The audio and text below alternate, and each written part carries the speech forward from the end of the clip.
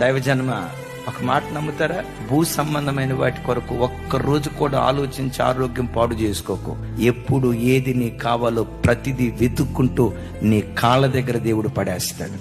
నీకు అవసరమైంది నీ కాళ్ళ దగ్గర దేవుడు పడేస్తాడు. నీ పిల్లలకు అవసరమైంది నీ కాళ్ళ దగ్గర పడేస్తాడు. క్రీస్తు యేసు మహిమైశ్వర్యంలో నీ ప్రతి అవసరత ప్రభు తీరుస్తాడు.